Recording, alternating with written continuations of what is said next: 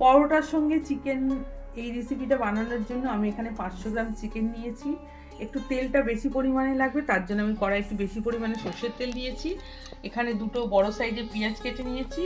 এবার লাগবে তার সঙ্গে আদা, রসুন, লঙ্কা, চিনি, নুন, গরম মশলা এবং চিকেনটা একটু মিষ্টি মিষ্টি হবে পরোটার সাথে, সেহেতু মিষ্টি মিষ্টি হলে আর তার সঙ্গে মজমজে পরোটা খেতে দারুণ লাগবে। তেলটা গরম হয়ে গেছে, এবার আমি পেঁয়াজটা দিয়ে দেবো। যেহেতু এটা গ্রেভি সেই জন্য পেঁয়াজটা একটু এখানে একটু বেশি পরিমাণেই দেওয়া হবে। পেঁয়াজটাকে লাল লাল করে ভাজবো। পেঁয়াজটা ভাজার সময় একটু নুন দেবো যাতে তাড়াতাড়ি পেঁয়াজটা ভাজা হবে।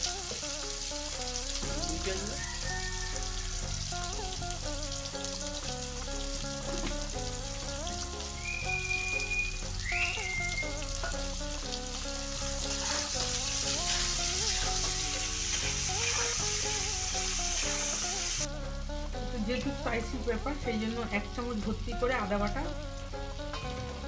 1/2 চামচ রসুন বাটা। যে যেমন ঝাল খায়, আমার ছেলে একটু বেশি ঝাল খায়। হলুদ গুঁড়ো,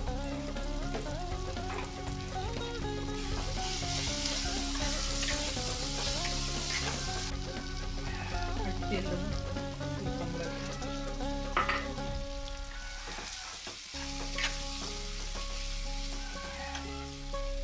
চিকেনটা দিয়ে দেবো।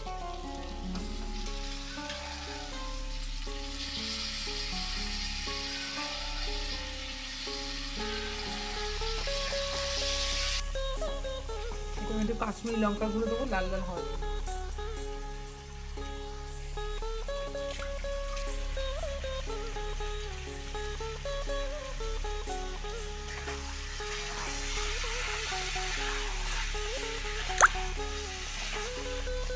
এবার আমি অল্প করে চিনি দেবো।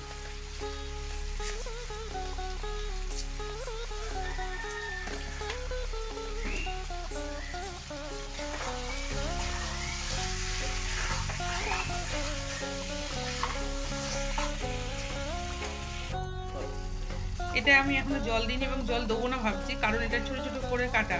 যদি একটু বড় করে কাটা হতো সেক্ষেত্রে আমি একটু সামান্য জল দিই। মাংস আমাদের সেদ্ধ হয়ে গেছে, এতে গরম মশলা ছড়িয়ে দিয়েছি। আমি এবার এটাকে নাড়ব। মাংস আমাদের রেডি।